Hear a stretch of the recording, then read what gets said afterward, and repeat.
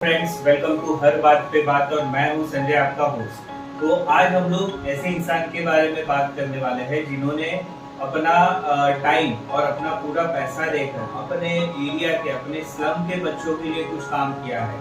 तो उनको जानने से पहले आपको इम्पॉसिबल पे बिलीव करना होगा, क्योंकि आज के जमाने में सोशल सर्विस बहुत ही रेयर हो गई। और ऐसे टाइम पे अपना टाइम देना, जब खुद एक स्टूडेंट है फिर भी बहुत सारे बच्चों को अपने एरिया में जमा करके फ्री में पढ़ाते हैं, तो ऐसी पर्सनैलिटीज देखने को बहुत कम मिलती है। तो चलिए उनसे बात करते हैं।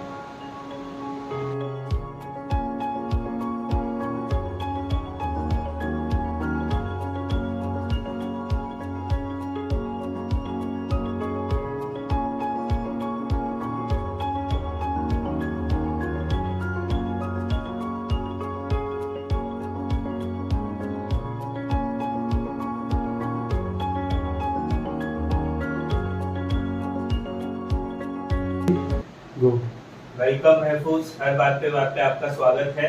तो मैं चाहता हूँ कि आप ऑडियंस को सबसे पहले ये बताएं कि आप क्या करते हैं। Thank you sir for inviting me. मैं मैकेनिकल इंजीनियरिंग ग्रेजुएट हूँ। मैं इस वक्त 4th ईयर में पढ़ रहा हूँ Shri L R Tiwari college of engineering में। महफूज, आप जो काम कर रहे हो, जैसे हम लोगों ने देखा कि आप अपने एरिया के सारे बच्चों को, जो स्कूल जा रहे हैं, जो स्कूल नहीं जा पा रहे हैं, जो जिला परिषद में पढ़ते हैं या जिनके पेरेंट्स उनके एजुकेशन के बारे में नहीं पढ़ा है, तो आप उनको, ऐसे बच्चों को जमा करके पढ़ा रहे हो। तो ये बहुत ही अच्छा काम है। बट ये जो थॉट आपके दिमाग में आया कि ऐसा करना है, वो क्या चीज से आया? जहाँ मेरे कई सारे फ्रेंड्स मेरे एरिया के, हम सभी साथ में पढ़ते थे जिला परिषद नगर मराठी स्कूल में। फिर जैसे हम 8, 9, 10 तक पहुँचते गए, तो मैंने देखा कि मेरे मैक्सिमम दोस्त जो मेरे एरिया के हैं, मेरे साथ पढ़ रहे थे, अभी तक 9, 10 पहुँचते पहुँचते ही वो ड्रॉप आउट हो जाते हैं। ज़्यादातर बच्चे या तो काम में लग जाते हैं या फिर उनको पढ़ाई में इंटरेस्ट नहीं आता और वो पढ़ाई छोड़ देते हैं। ये चीज़ मैंने रियलाइज़ किया कि आखिर क्यों ये पढ़ाई छोड़ दे रहे हैं। फिर इसी के बाद मैंने सोचा कि अभी इन बच्चों पे एक फोकस होना चाहिए, क्योंकि इनके पेरेंट्स इतने अवेयर नहीं है कि वो इनको प्रॉपर गाइड कर सके। और फिर मैंने उसी वक्त स्कूल लाइफ में ही इरादा बना लिया था कि मुझे अकेले नहीं पढ़ना है, बल्कि इन सबको साथ लेकर पढ़ना है, इन सबको पढ़ाना है और मेरी बस्ती के मैं सारे बच्चों को पढ़ाऊंगा। इसी ड्रीम के साथ मेरे 12th होने के बाद मैंने 7 मई को 2019 मैंने अपना ट्यूशन शुरू किया, जहाँ पर मैं और मेरे 2 दोस्त कलीम और गणेश नाम के हैं, हम तीनों ने मिलकर अपना ट्यूशन स्टार्ट किया, जहाँ हम छोटे बच्चों को, एरिया के छोटे बच्चों को बुला के लेकर आते थे, ट्यूशन में बैठाते थे और उनको पढ़ाना शुरू किया। तो यहीं से हमारी जर्नी शुरू हुई। अच्छा, तो जब ये जर्नी स्टार्ट हुई, तो कोई भी चीज जब स्टार्ट होती है तब बहुत मुश्किल होता है उसको चलाना। तो आपको क्या डिफिकल्टीज फेस करनी पड़ी ये ट्यूशन चलाने में? सबसे बड़ी डिफिकल्टी थी टाइम का, क्योंकि मैं खुद इंजीनियरिंग स्टूडेंट हूँ, तो अपनी पढ़ाई के साथ साथ बच्चों को भी पढ़ाना था। और प्लस जब मेरा 12th हुआ तभी मैंने ये शुरू किया। तो हम वेकेशन में काम पर भी ज़्यादा मैं और मेरे दोस्त जाया करते थे। अपने काम के साथ, अपनी पढ़ाई के साथ इन बच्चों को भी पढ़ाना है, ये हमारे लिए सबसे डिफिकल्ट टास्क था। तो कई बार ऐसे हुआ कि जो मेरे साथ दोस्त थे कई सारे, और हमारी 5-6 लोगों की स्टूडेंट्स की टीम थी, तो वो बच्चे अपने शेड्यूल के हिसाब से नहीं आते थे पढ़ाने के लिए, तो मुझे अपना काम छोड़ के आ जाना पड़ता था कि स्टार्ट हमने किया है तो मैनेज भी हमको करना है।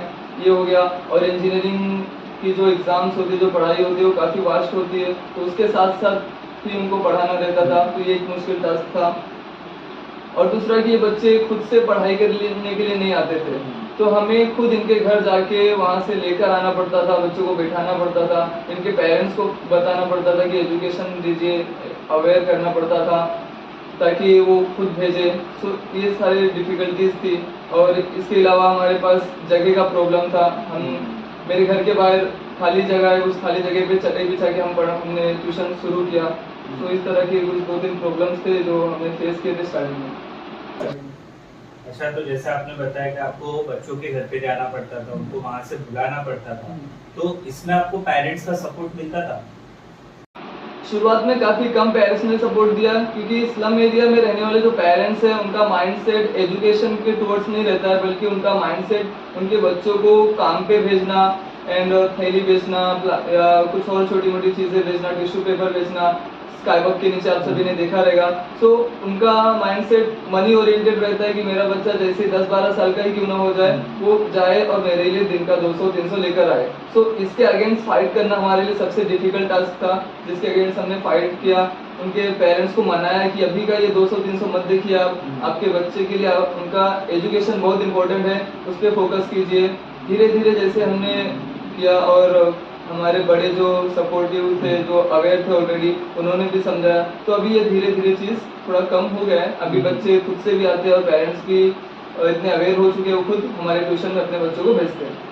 अच्छा, शुरू किया आपने तब कितने बच्चे थे आपके पास? जैसे आपने बताया 2019 में आपने Yes. शुरू किया था, तो तब कितने बच्चे थे? तभी अराउंड 30 से 35 छोटे बच्चों को लेकर शुरू किया, क्योंकि छोटे बच्चे ही होते हैं जिनको हम चॉकलेट या बिस्किट का लालच देके बुला सकते हैं। बड़े बच्चों को हम इतना जल्दी अपनी एजुकेशन की तरफ अट्रैक्ट नहीं कर पाए थे। तो 30 या 35 के अराउंड छोटे बच्चे थे जिनसे हमने ट्यूशन की शुरुआत की थी। और आज कितने बच्चे आ रहे हैं? आज हम फर्स्ट स्टैंडर्ड से लेकर 10th स्टैंडर्ड तक को एजुकेशन ट्यूशन प्रोवाइड करते हैं। तो 70 to 80 बच्चे इस वक्त हमारे ट्यूशन से जुड़े हुए हैं। ओके, तो मैं ये जानना चाहता हूँ, जैसे आपने बताया कि बस्ती के कुछ बड़े लोग थे जो एजुकेटेड थे, जिनको पता था एजुकेशन इम्पोर्टेंट है, उन लोगों ने आपकी हेल्प की, तो आपको बस्ती के बाहर से भी कोई हेल्प मिली थी क्या? जी, जैसे मैंने ट्यूशन की शुरुआत किया तो ऑफकोर्स ट्यूशन को पढ़ाने के लिए टीचर्स की ज़रूरत होती है, और मैं अकेला या फिर मेरे एरिया के जो दोस्त है, तो हम क्या एजुकेशनली हमारे पास इतना एक्सपीरियंस नहीं था कि हम अच्छा क्वालिटी ऑफ एजुकेशन दे पाए।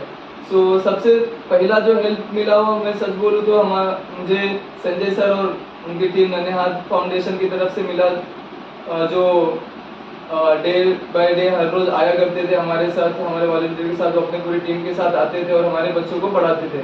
इसी के साथ साथ फिर मेरी मुलाकात एक दिन जया निम्भानी मैम से हुई, जो आरएचए में वॉलंटियरिंग करते हैं। उनका बहुत ज़्यादा हेल्प रहा। इसी के साथ साथ सेनिजा मरेडिया मतलब रॉबिन हुड आर्मी, और सेनिजा मरेडिया दीदी है हमारे, जो काफ़ी सपोर्टिव है, काफ़ी हमारे साथ 1.5 से 2 साल से हमारे साथ जुड़े हुए हैं, साहस की तरफ से हो। सो ऐसे कई लोग हैं, और भी बाहर से वॉलंटियर्स आते हैं जो पढ़ाने के लिए, जो फ्री वॉलंटियर है, सोशल वर्क करने का इरादा रखते हैं, वो सभी आते हैं वीकली बेसिस पे और हमारे बच्चों को पढ़ाते हैं। अच्छा, पढ़ाई के साथ साथ जैसे कि कोई स्कूल में जाते हैं तो बच्चों को कैसे पढ़ाई के साथ और भी चीजों की जरूरत पड़ती है डेवलपमेंट होने के लिए, पर्सनैलिटी डेवलपमेंट के लिए, तो आप अपने ट्यूशन में ऐसा कुछ करवाते हो कि पढ़ाई के अलावा कोई ऐसी एक्टिविटी होती है जिससे बच्चों का टैलेंट बाहर आए या उनकी पर्सनैलिटी डेवलपमेंट हो? पढ़ाई के अलावा भी पर्सनैलिटी डेवलपमेंट के लिए हमारा सबसे मेन फोकस होता है हमारा एनुअल प्रोग्राम में, जहाँ पर हम 20 से ज़्यादा sport, cultural activities, speech, dance, singing, इस तरह के कई सारे एक्टिविटीज़ हमने कराना शुरू किया, क्योंकि हमने रियलाइज़ किया कि इन बच्चों को एजुकेशन के साथ साथ हमको उनकी पर्सनैलिटी डेवलप भी करना है। सो हमने 2 बार हमारा 2 एनुअल फेस्ट हो चुका है, जहाँ पर हमारे बच्चे बहुत अच्छा परफॉर्म कर रहे हैं। इसी के साथ साथ हम हर फेस्टिवल को सेलिब्रेट करते हैं हमारे ट्यूशन में, और स्पेशली बोले तो 26 जनवरी रिपब्लिक डे और 15 अगस्त इंडिपेंडेंस डे के दिन हम बच्चों को परेड सिखाते हैं। और अभी हम इस वेकेशन से परेड के साथ साथ कराटे का भी हमारा प्लान हुआ है, ताकि उनके अंदर डिसिप्लिन भी आए, वो एक अच्छे लेवल तक जा सके, पुलिस, आर्मी, इस तरह के एम्स कर सके। इसीलिए हम कई सारे एक्टिविटीज करते हैं जिससे बच्चों की पर्सनैलिटी डेवलपमेंट हो सके। ये सब के लिए आपको गवर्नमेंट से कभी कोई हेल्प आई है? फिलहाल तो मैं गवर्नमेंट से कोई हेल्प नहीं लिया हूँ। अच्छा, आपने ट्राई किया है, कहीं पे अप्लाई किया है? नहीं, मैंने अभी तक ट्राई नहीं किया है। गवर्नमेंट से कोई हेल्प के लिए आपने अभी तक अप्लाई नहीं किया? एक है हेल्प जो राइट टू एजुकेशन है, हाँ, जिसके थ्रू हम अपने छोटे बच्चों का प्राइमरी स्कूल या इंग्लिश मीडियम के स्कूल में एडमिशन दिलाते हैं, तो उससे हमें हमारे बच्चों को काफी हेल्प हुआ है।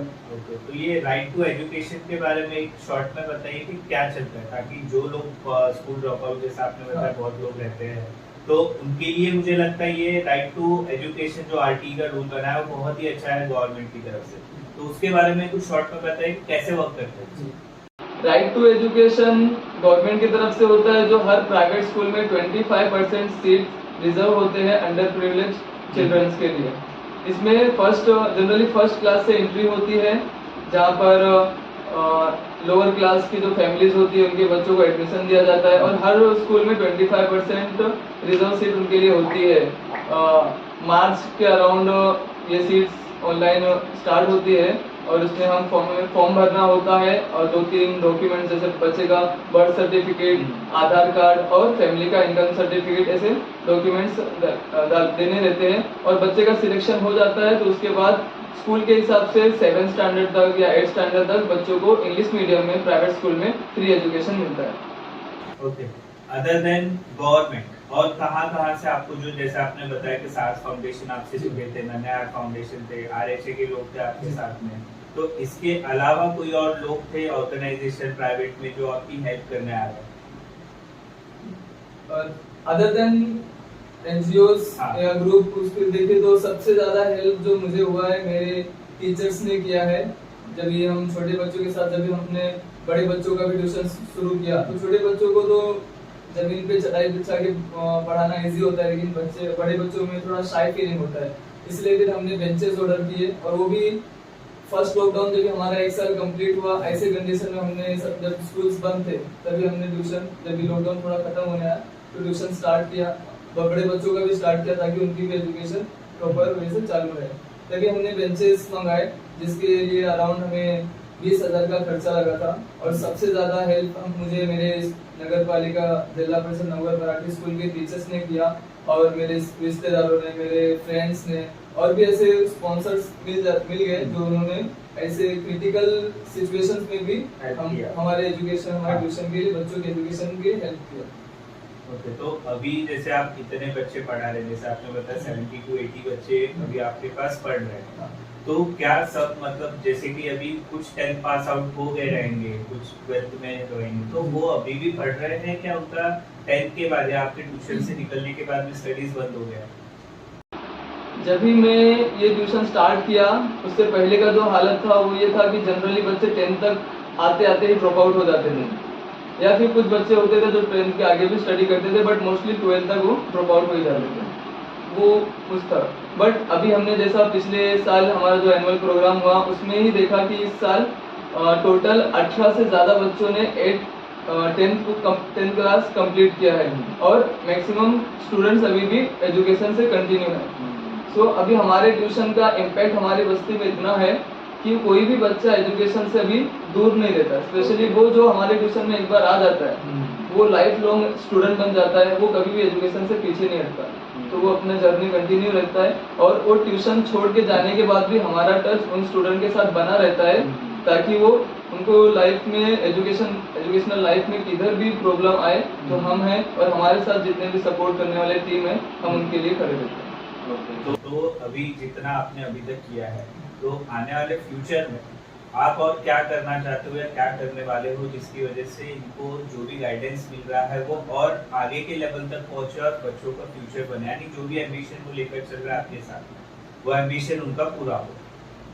इसके लिए हम 2-3 वे से ट्राई कर रहे हैं, जैसा कि करियर काउंसलिंग बहुत जरूरी होता है 10th पास स्टूडेंट्स के लिए, तो मेरे जो पर्सनल काउंसलर्स हैं और हाईली क्वालिफाइड है उनसे मैं हर साल जैसे 10th या 12th का एग्जाम हो जाता है तो मैं उनसे हमारे बच्चों की काउंसलिंग कराता हूँ और उनके हायर स्टडीज के लिए हम उनके पेरेंट्स से बात करते हैं और बच्चों को गाइड करते हैं कि हायर स्टडीज के लिए आप जाइए। साथ ही हम उनके लिए स्कॉलरशिप का प्लान करते हैं, प्राइवेट स्कॉलरशिप, गवर्नमेंट स्कॉलरशिप देंगे ताकि उनको फाइनेंशियल इशू की वजह से कभी भी वो अपना एजुकेशन ड्रॉप आउट ना करे। इसी के साथ साथ अभी हमारा प्लान है, जैसा मेरा ड्रीम ही था कि हमें बस्ती के पूरे बच्चों को एजुकेशन दूंगा, तो अभी हमारे पास 70 से 80 बच्चे आ रहे हैं, लेकिन अभी ऐसे और बच्चे हैं जो हमसे हमारे ट्यूशन से या एजुकेशन से अभी तक जुड़े नहीं, तो मैं उन पे फोकस कर रहा हूँ। और इसके बाद हमारा फोकस है कि न सिर्फ वसई में बल्कि वसई के अलावा भी जितने भी सिटीज है हर जगह के स्लम्स में हमारी टीम एक छोटा सा ट्यूशन ओपन करे उस स्लम में और उस स्लम में जितने भी बच्चे वहाँ के रहते हैं सबको एजुकेशन प्रोवाइड करे, ये हमारा अधिकार। तो अभी जैसे कि मैंने अपनी इंट्रोडक्शन में भी बताया था कि आजकल सोशल सर्विस एकदम रेयर हो गई है। ऐसे टाइम पे आप जो काम कर रहे हो, बाहर के इतने लोगों को हर साल अगर मैं सोचूं 70-80 बच्चे आप एजुकेट कर रहे हो, तो कितने सारे बच्चे होंगे जो आपकी वजह से आगे बढ़ेगा। तो आप बाकी लोगों को क्या मैसेज देना चाहोगे कि सोशल सर्विस जो एकदम आजकल के जमाने में एक छोटी चीज में भी लोग बहुत सेटिस्फाई हो जाते हैं, किसी गरीब को खाना दे दिया एक टाइम का, किसी को पानी पिला दिया, किसी को रोड क्रॉस करवा दिया, तो लोगों को लगता है कि आज हम लोगों ने बहुत बड़ा सोशल सर्विस का काम किया। तो आप मैसेज क्या देना चाहते हो सोसाइटी को कि सोशल सर्विस मतलब क्या होना चाहिए? ऑफकोर्स किसी को खाना देना, कपड़े देना या किसी और तरीके से हेल्प करना है एक सोशल वर्क है, अच्छा काम है, ह्यूमैनिटी का हिस्सा है वो भी। लेकिन मैंने ये चीज़ एहसास किया है कि education is the highest level of social work.